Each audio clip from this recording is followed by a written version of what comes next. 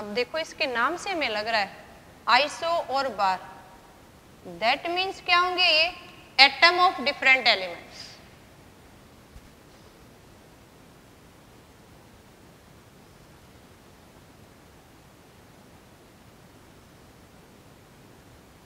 अब atom of different elements हैं तो इनके अंदर क्या सिमिलरिटी होगी, क्या डिफरेंस होगी। अभी एटम ऑफ डिफरेंट एलिमेंट हैं, इनके अंदर सेम तो क्या होगा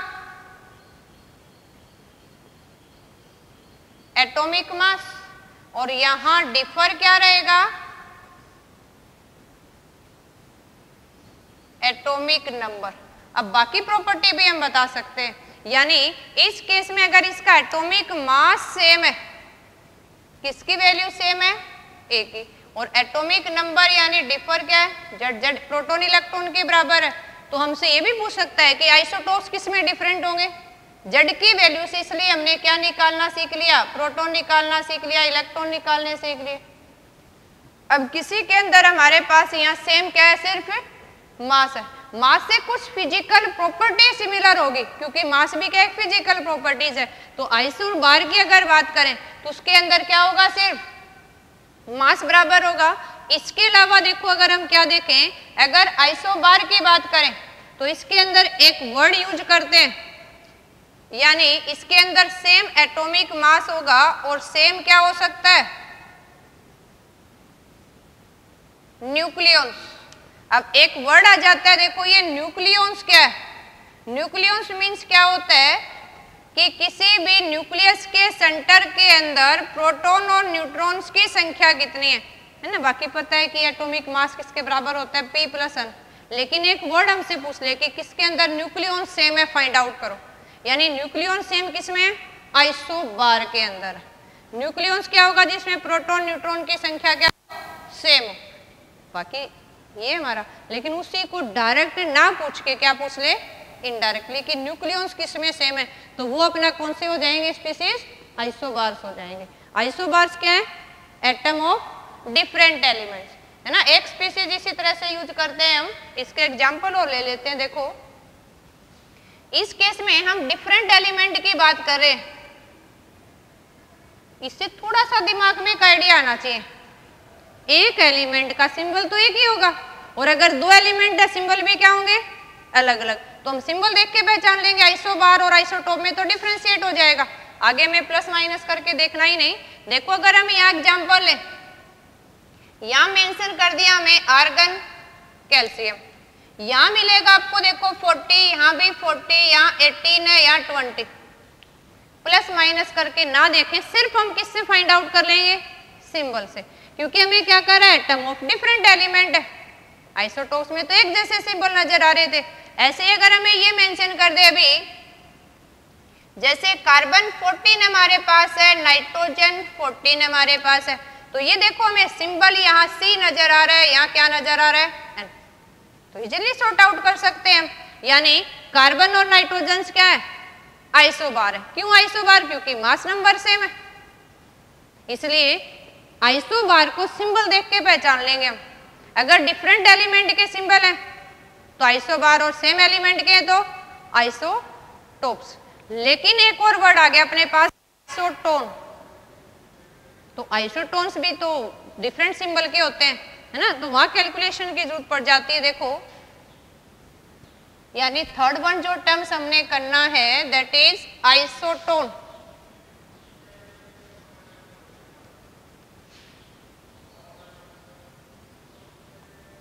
आइसोटोन्स देखो जैसे आपको नाम से लग रहा है आइसो और टोन्स, यानी जिसके अंदर क्या हो हमारे पास same number of tone means neutrons की वैल्यू सेम हो। अब ये एक एलिमेंट के तो होंगे तो वो तो सेम एटम हो गया, क्योंकि न्यूट्रॉन की संख्या सेम है तो प्रोटॉन तो सेम होते ही हैं। दैट मीन्स ये भी क्या होंगे एटम ऑफ डिफरेंट एलिमेंट, लेकिन सेम क्या होगा इनमें न्यूट्रॉन की संख्या, और न्यूट्रॉन की संख्या क्या होगी, यानी ये अपने पास क्या हो जाएंगे एटम ऑफ डिफरेंट एलिमेंट। अब डिफरेंट एलिमेंट के एटम है, दैट मीन सिंबल अलग होगा इनका, लेकिन न्यूट्रॉन्स की वैल्यू हम कैसे निकालते हैं? इनके अंदर जो अपना सेम होगा, सेम क्या है? सिर्फ नंबर ऑफ न्यूट्रॉन्स, और नंबर ऑफ न्यूट्रॉन हम कैसे निकालते हैं? a माइनस जेड या a माइनस पी भी बोल सकते हैं प्रोटॉन की वैल्यू, यानी जिसमें एटॉमिक मास और एटॉमिक नंबर का डिफरेंस सेम हो, उसको हम क्या बोलेंगे? आइसोटोन। या सिंपली इसी आइसोटोन्स के लिए एक वर्ड यूज कर लेते हैं हम, आइसोटोनिक। क्या वर्ड यूज कर लेते हैं? आइसोटोनिक। दैट मीन्स भी हमें क्या बताना है? Same number of neutrons. Neutron की वैल्यू ये पूछ ले कि किस गिवन एलिमेंट्स के अंदर, गिवन स्पीसीज के अंदर have the same value of difference a minus Z, तो भी हमें क्या निकालनी है? आइसोटोन निकालने हैं। आइसोटोन्स को किससे नाम से जानते हैं हम? आइसोटोनिक से। इसके एग्जाम्पल और ले लेते हैं। देखो, अगर हम सिंपली इसके एग्जाम्पल देखें तो हमने क्या सेम रखना है? a माइनस जेड की वैल्यू सेम रखनी है। a माइनस जेड की वैल्यू यानी न्यूट्रॉन्स की वैल्यू, और न्यूट्रॉन की वैल्यू देखो सेम कैसे आएगी? लेट हमें यूज करें अभी सिंपल, यही राइट किया था अभी हमने। देखो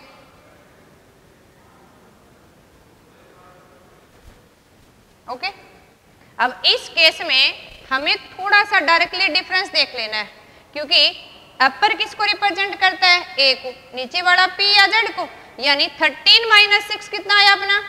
7, और 14 माइनस 7 भी कितना आया? 7। दैट मीन्स इन दोनों में a माइनस जेड की वैल्यू कितनी आई है अपनी? 7। इसका मतलब दोनों के अंदर क्या रिलेशन है? आइसोटोनिक्स। दोनों क्या है? आइसोटोनिक है। लेट मान लो हमें इसका फाइंड आउट करना है अभी।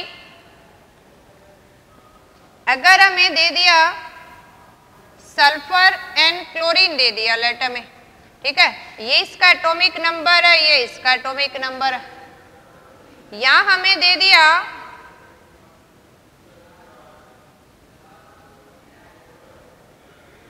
और यहां दे दिया हमें ये, तो भी पहचान लेंगे। दैट मीन्स यहां भी हमारे पास, अगर दोनों के केस में देखें, a माइनस जेड की वैल्यू 32 माइनस 16 कितना आया हमारे पास? 16, और 33 में से 17 गए तो भी कितना है? 16। तो हम कैसे पहचान लेंगे? अगर जिसमें सिंबल भी अलग अलग नजर आ रहे हैं और टॉप पे जो नंबर दे रखा है वो भी अलग है, इसका मतलब क्या हो सकते हैं? ये आइसोटोनिक है ना। आइसोटोनिक जैसा एक वर्ड और होता है हमारे पास, दैट इज आइसोडायाफर्स। आइसोटोन्स में a माइनस जेड की वैल्यू सेम है, ये याद रखना है हमें। नेक्स्ट वन हम पढ़ रहे हैं आइसोडायाफर।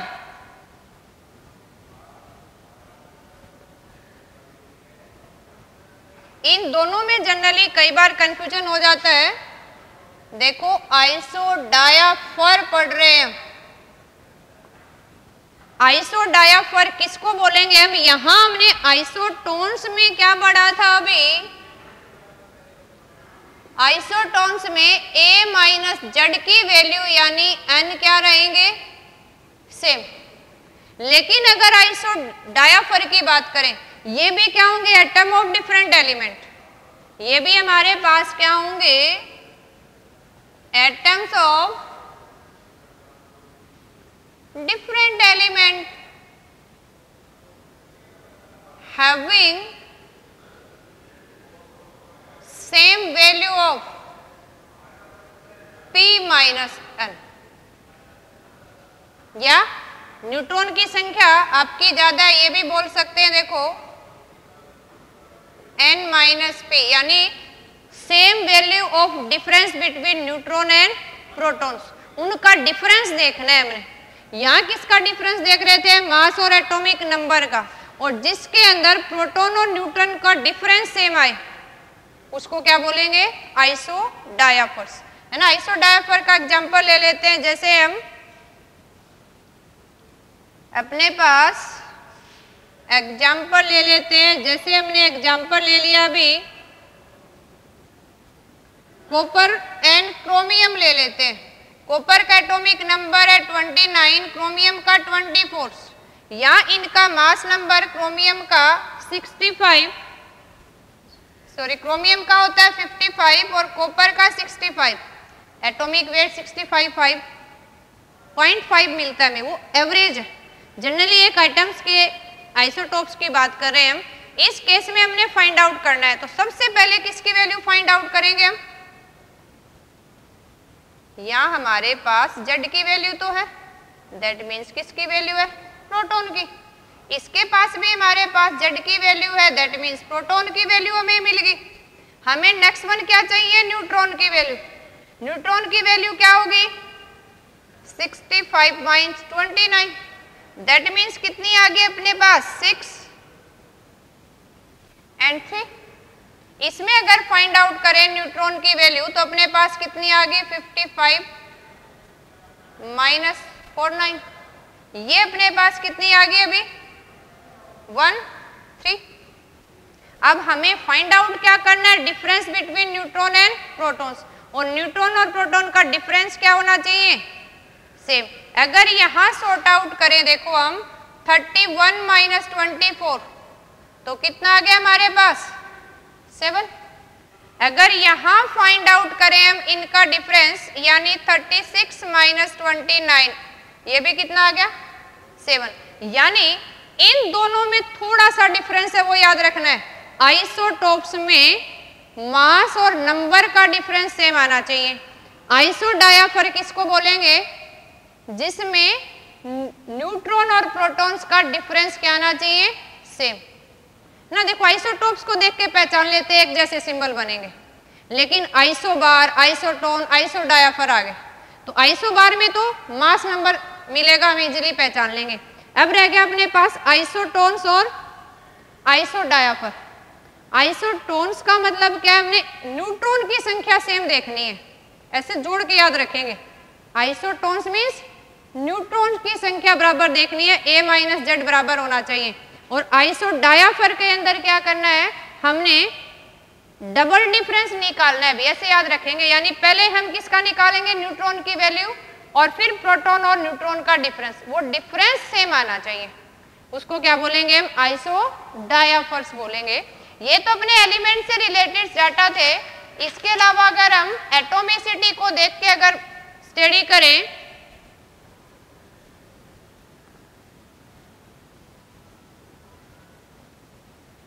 यहाँ 2 स्पीसीज ओड वर्ड हम यूज करते हैं। एक आपको दे रखा है आइसोस्टर्स, एक हम यूज करते हैं आइसोस्टर्स। देखो थोड़ा सा ध्यान देके देखें, आइसोस्टर्स यानी ऐसे स्पीसीज आयन मॉलिक्यूल हो सकता है जिसमें क्या होंगे? सेम नंबर्स ऑफ आयन हो, सेम नंबर्स ऑफ क्या हो हमारे पास? एटम्स हो, या सिंपली हम केमिकल बॉन्डिंग पढ़ेंगे तो उसमें कहेंगे कि जिसकी सेम स्ट्रक्चर मॉर्फोलॉजी सेम हो, यानी सिंपल कहें आइसोसिस्टर, है ना, 2 बहनें एक जैसी। तो ऐसी स्पीसीज कोई भी आयन मॉलिक्यूल जिसके अंदर क्या हो? सेम मॉर्फोलॉजीज हो, या सेम नंबर ऑफ आयन्स हो, सेम शेप हो। जैसे हम लिखें, कोई भी मॉलिक्यूल भी हो सकता है, जरूरी नहीं एटम हो। molecules or ions having same shape, या इसी के अंदर हम क्या कहें? सेम नंबर ऑफ एटम, या जनरली क्या कहें कि अगर उसमें इलेक्ट्रॉनिक कंसेप्ट सेम है तो उसकी जो हमारी है शेप अपने आप मॉर्फोलॉजी क्या आ जाती है? सेम। तो ऐसे को हम क्या बोलते हैं? आइसोस्टर्स। अब आइसोस्टर्स में क्या क्या सेम होगा? देखो अगर इसमें हमारे देखो एटम्स की सेम है, मॉलिक्यूल सेम शेप है, दैट मीन्स आइसोस्टर्स हम किसको बोलेंगे? जिसके अंदर क्या होगा? देखो अगर एटम्स की वैल्यू सेम है तो इसके अंदर सिंपली क्या होंगे हमारे पास? सेम नंबर ऑफ एटम्स होंगे, सेम सेम नंबर ऑफ क्या आ जाएंगे, कई बार अगर इलेक्ट्रॉनिक्स सेम टाइप के हैं तो इलेक्ट्रॉन्स भी क्या आ जाएंगे, सेम। और जनरली क्या होगी इनकी similar chemical and physical properties, दोनों क्या आ जाएंगी, सेम शो करेगा। जनरली देखो अगर मॉलिक्यूल फॉर्म में इनर्ट में एग्जिस्ट कर रहा है तो फिजिकल तो सेम होंगे ही होंगे और केमिकल भी क्या हो जाती हैं, सेम हो जाती हैं। इस फॉर्म में अगर एग्जांपल लें, जैसे फॉर एग्जांपल हमने ले लिया N2NCO, ठीक है। देखो हम लिख रहे हैं कि उसके अंदर same number of molecule ion है जिसमें नंबर ऑफ एटम्स नजर आ रहे हैं, आयन तो है नहीं। तो इसके अंदर देखें नाइट्रोजन के अंदर एटोमिसिटी क्या है, क्योंकि एटोमिसिटी हमें क्या बताती है, नंबर ऑफ एटम्स। तो नाइट्रोजन में हमें कितने दिखाई दे रहे हैं, 2, और कार्बन और ऑक्सीजन इसमें भी कितने, 2। तो यहाँ क्या होंगे, ऐसे स्पीसीज जिसके अंदर सेम नंबर ऑफ एटम होंगे, सेम नंबर ऑफ इलेक्ट्रॉन। देखो अगर इसमें हमने एटोमिसिटी सेम आ गई है, अगर हम फाइंड आउट करने नंबर ऑफ इलेक्ट्रॉन तो इलेक्ट्रॉन निकाल सकते हैं। इलेक्ट्रॉन किससे निकालेंगे, एटॉमिक नंबर से। अगर हम N2 की बात करें, एक नाइट्रोजन का एटॉमिक नंबर 7, एटॉमिक नंबर किसके बराबर है, इलेक्ट्रॉन के बराबर। दैट मीन्स अपने पास 7 + 7 यानी कितने इलेक्ट्रॉन हो गए, 14। एक नाइट्रोजन एटम है 7 इलेक्ट्रॉन, 2 नाइट्रोजन एटम है तो 14। सेम अगर हम बात करें किसकी, कार्बन मोनोऑक्साइड की, कार्बन का एटॉमिक नंबर 6, ऑक्सीजन का कितना है 8, और एटॉमिक नंबर किसके बराबर है, इलेक्ट्रॉन। यानी यहाँ टोटल वैल्यू अपने इलेक्ट्रॉन की कितनी आ गई, 14 इलेक्ट्रॉन। तो ऐसे स्पीसीज जिसके अंदर सेम नंबर ऑफ एटम होंगे, सेम नंबर ऑफ इलेक्ट्रॉन आएंगे और उनकी मॉर्फोलॉजी शेप भी सेम हो जाएगी। बाकी ये बनाना और सीखेंगे हम केमिकल बॉन्डिंग में। यहाँ इसका एग्जांपल ये आपको राइट कर देते हैं, जैसे नाइट्रोजन के बीच में ट्रिपल बॉन्ड है, ऐसे ही कार्बन मोनोऑक्साइड में भी है, बस एक बॉन्ड का ये डिफरेंस हो जाता है। लेकिन यहाँ भी 3 बॉन्ड है, यहाँ भी 3 है। ये एक स्पेशल टाइप की बॉन्डिंग होती है, तो सिंपली हम इसको ये भी मेंशन कर देते हैं। लेकिन हम केमिकल बॉन्डिंग में आपको कंफ्यूज ना हो इसलिए मैंने पहले से यहाँ रो लगा दिया, that is special type of bonding, coordinate bonding. वो भी कोवलेंट है, तो इसकी भी लीनियर स्ट्रक्चर है, ट्रिपल बॉन्ड है, इसकी भी लीनियर स्ट्रक्चर है, ट्रिपल बॉन्ड है। तो सेम शेप है, सेम नंबर ऑफ एटम है, सेम नंबर ऑफ इलेक्ट्रॉन्स है। तो ऐसे स्पीसीज मॉलिक्यूल्स को क्या बोलेंगे हम, आइसोस्टर्स।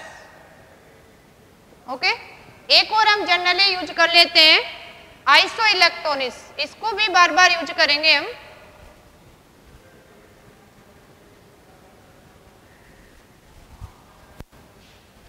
जैसे एक वर्ड यूज करते हैं हम आइसो इलेक्ट्रॉनिक। देखो आइसो मीन्स हो गया अपना सेम और इलेक्ट्रॉनिक मीन्स इलेक्ट्रॉन। ऐसे एटम, आयन, मॉलिक्यूल जिसमें सेम नंबर ऑफ इलेक्ट्रॉन्स, उसको क्या बोलेंगे, आइसो इलेक्ट्रॉनिक्स। यानी ये कोई एटम्स भी हो सकता है, मॉलिक्यूल भी हो सकता है, या कोई भी आयंस भी हो सकते हैं, having same number of electrons, उसको क्या बोलेंगे, आइसो इलेक्ट्रॉनिक्स। देखो इसका एग्जांपल लेके देखें हम, ये बार बार यूज करेंगे हम, बहुत बार आता है क्वेश्चन में, both are isoelectronic, find the number of protons, neutrons या मास, है ना। तो आइसो इलेक्ट्रॉनिक का मतलब सेम नंबर ऑफ इलेक्ट्रॉन है। जैसे आपको ये दे दिया, अभी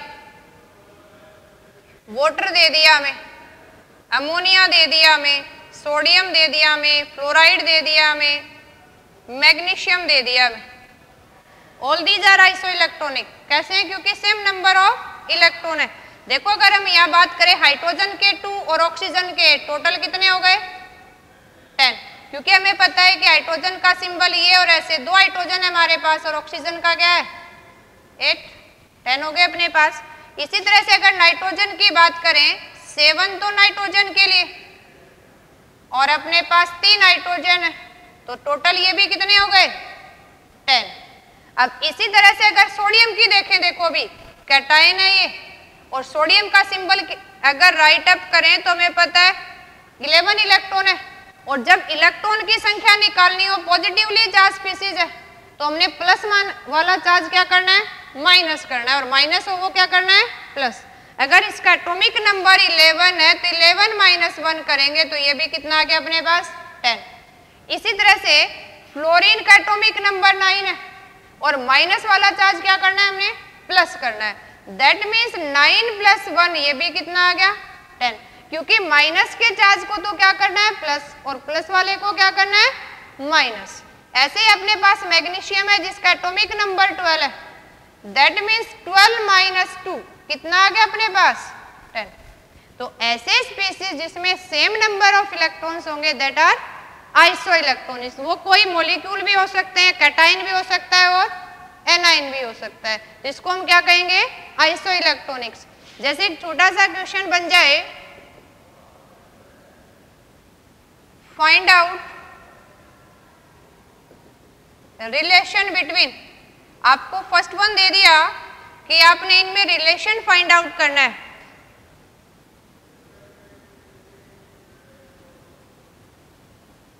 इन दोनों में क्या रिलेशन हमने बताना है। सेकंड वन हमें क्वेश्चन मिल जाए कि आपने फाइंड आउट करना है क्या इनमें रिलेशन क्या है।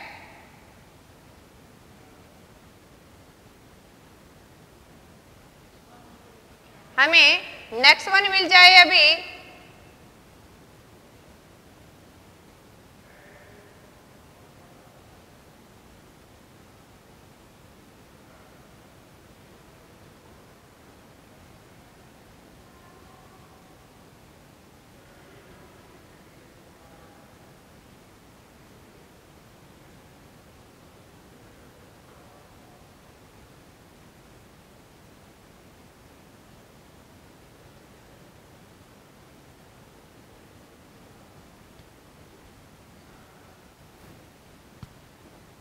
और एक मान लो मैं ये दे दिया है,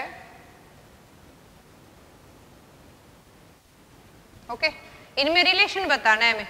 तो ये तो हम देख के पहचान लेंगे कि सिंबल सेम है, एटॉमिक नंबर सेम है, मास डिफरेंस है, दैट मीन्स अपना ये तो क्या आ गया,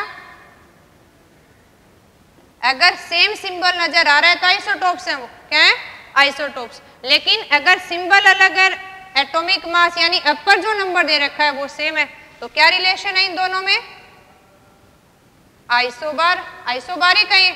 अब इनमें देखना है हमने, सिंबल भी अलग है, ना मास सेम है ना एटॉमिक नंबर सेम है, तो हम क्या देखेंगे अभी, न्यूट्रॉन की संख्या या न्यूट्रॉन प्रोटॉन का डिफरेंस देखेंगे।